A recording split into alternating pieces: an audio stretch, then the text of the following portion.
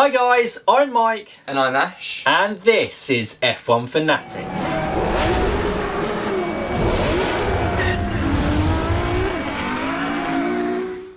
Welcome back to our kind of beginner's guide to F1, or if you are just looking to refresh your knowledge a little bit more ahead of the start of the 2020 season. A little bit further away still, but there's no harm in being prepared, and this is almost your pre-season testing for your knowledge. But today what we are going to do is we are going to give an intro to the weekend. So we are going to explain what happens on a Friday, Saturday and Sunday over the course of a race weekend, and yeah, just to help you guys understand it a little bit better and what to kind of expect from those days. Yeah, so we're going to break it down quite simply, and we'll go through Friday, Saturday and Sunday, explaining the sessions that are involved, and then just going into a little bit detail of some of the finer points that you'll see across the weekend and the things you can expect to happen on a race day. So, starting off with Friday, and we are starting off with FP1, and FP1 is the first practice session, the team's first kind of stint out on track to kind of run those practice programs. It is an hour and a half in length, and like I said there, you probably won't see many qualifying times set here, so you won't really be able to tell too much who's topping sessions, who's going to be on top over the course of the weekend. It is more for the race pace data, which then Formula 1 do release on the kind of their social medias and website as well, the analysis of that you can look into, and so you can understand who might be having the better race pace, was usually Mercedes, over the course of the weekend. On a Friday we also have free practice 2. It's the second session of practice. It's also an hour and a half long, and once again it's more practice programs being performed, looking at the variance between different tyre choices and also long and short run pace. So it's one where it's difficult to actually gauge who's performing better because there are different fuel levels and different tyre component compounds being used at the same time. So it's, as we've both said, it's practice. It's just getting used to the track and being ready for the weekend itself.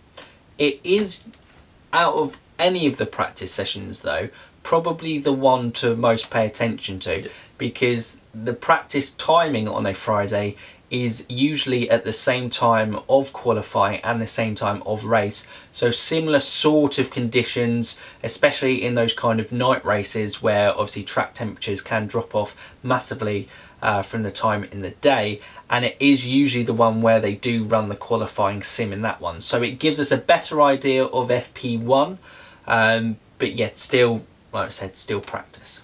That moves us on to Saturday, and at the beginning of a Saturday we have FP3. It is the final practice session for teams. It's an hour long, and all it is for teams to just go out, make sure that they're set up ready for qualifying, get a gauge of how the track has evolved over the practice sessions so that there's no real surprises when it comes to qualifying itself. And also, it's just getting an idea of track temperatures and how the tyres are actually acting with regards to the temperatures around them. So we then move on to qualifying itself. And qualifying itself is split into 3 sections. You have Q1, Q2 and Q3. It is an elimination process where the bottom 5 drivers in Q1 and Q2 are eliminated before it is a top 10 shootout in Q3. Q1 is usually 20 minutes in length, is it? 18 minutes, there you go. Cool. Out by a couple of minutes. 18 minutes in length. It is the longest one, and you can sometimes see drivers going for 2, even 3 if they haven't done a good runs attempts of making it through, especially those teams lower on the cusp will probably run maybe 3 sets from there. But in each set you get a new set of softs, correct? Or is that just only one in final Q3? So yes, talking of tyres, those drivers that get into Q3 in the final qualifying session do get an extra set of the softer tyres, and that is just to encourage them to go out and aim for the fastest lap possible on the track, because in Q3 laps are usually done with the lowest level of fuel and the fastest tyre possible. Also, for those cars that have got into Q3 as a session, they know that the tyres that they start the race on a Sunday will be the ones that they set their fastest time on in Q2. So that's why you may see on a race weekend people saying they're going for the alternative strategy of going for a medium tyre in Q2, trying to get through on one that's going to last slightly longer in race trim. Also in qualifying, if the time is running out and it kind of runs out, as long as you have crossed the start finish line before it has hit zero and the checkered flag has come out for that session, you can complete the lap, which you often see teams fighting and trying to do it. If you watched last year Monza and the debacle of that, they were trying to get it as close as possible to the line, and then I think 7 of the drivers, it was only Carlos Sainz and Charles Leclerc got across, but Charles Leclerc had already got put. Did he not? No, in the end it turned out that he actually didn't get across in time. So, all but Carlos Sainz managed to get across, didn't manage to get across the line in time.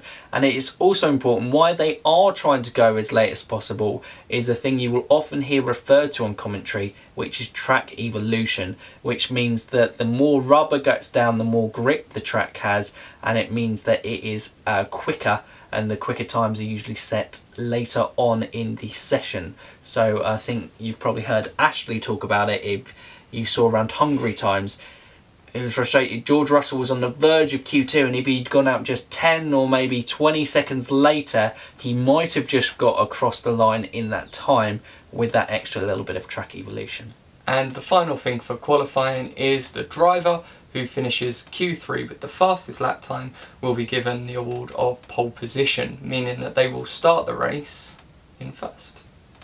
We now move on to a Sunday, and Sunday is race day, the main event where we get to see all the kind of practice, all the qualifying, setting the position ready for the race. We now get to see that all accumulate into, hopefully, and we had quite a few in 29, a fantastic spectacle to watch, and hopefully a very deserving race winner as well.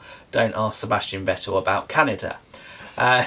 So basically, how you start off the race is they line up in the positions that they qualified, unless obviously they had a grid penalty from either replacing component parts, something like a Kimi Raikkonen crashed in Monza and had to replace a gearbox, so therefore finished outside the top 10 from when he went there, or if it is a number of component parts, they may just be starting from the back. Or if they had to change parc fermé conditions, then they start from the pit lane. Yep. They will line up in that grid order, and then the drivers will go out on what is called the formation lap. Now this is done before the race starts, and it's to give them an opportunity to warm up the tyres and brakes, just making sure they're at optimum temperature, and then also to charge their ERS. And that's just so that they are in the best conditions possible for the race start that will follow. Once the race actually starts, it is with the block of 5 lights lighting up. They will light up one by one until all 5 lights are lit, and then once they go out, then the drivers are allowed to go and start the race. If obviously they go before these lights go out, that is something called a jump start, and they will receive a penalty for this, usually until a 5-second penalty. But then they are free to go about completing the set number of laps for the race, and whoever finishes across the line first at the end of that wins, unless you have a 5-second penalty in Canada. Yes, so you don't want to talk to Sebastian Vettel about that, but through the race itself there's a number of things that may occur and some that will definitely occur. The ones that will definitely occur will be pit stops. Must happen. Every driver must stop at least once, because the rule is that on a dry race weekend you must complete a race using 2 of the 3 compounds available for tyres. So that is the soft, mediums and hard. The soft tyre is the one that provides the most grip. However, the lifespan of that tyre is shorter than the medium and the hards. It will be the one that most teams will qualify on, but is the one that will probably not be the best tyre for the race conditions because of the fact that it will wear out a lot quicker. The thing that may not happen in the race, but there is usually a high likelihood, and turn ones seem to be a favourite of this, is incidents. And those incidents can lead to a number of things. If they have crashed and it is a danger to the track for the cars to be competing at race level, then a full course safety car will come out and the cars will all bunch up until the kind of damage or danger has been cleared for the race to resume as needed. In other cases, if it's not so serious and but still needs stuff to be clear, it will then be under a virtual safety car.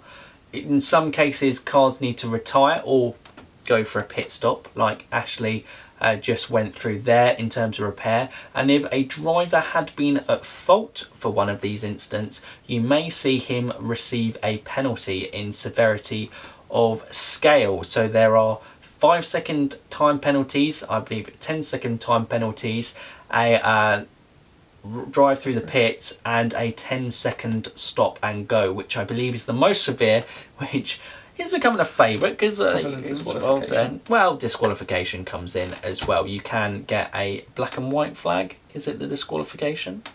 Black flag. Black flag for the disqualification. We'll talk about flags in a second.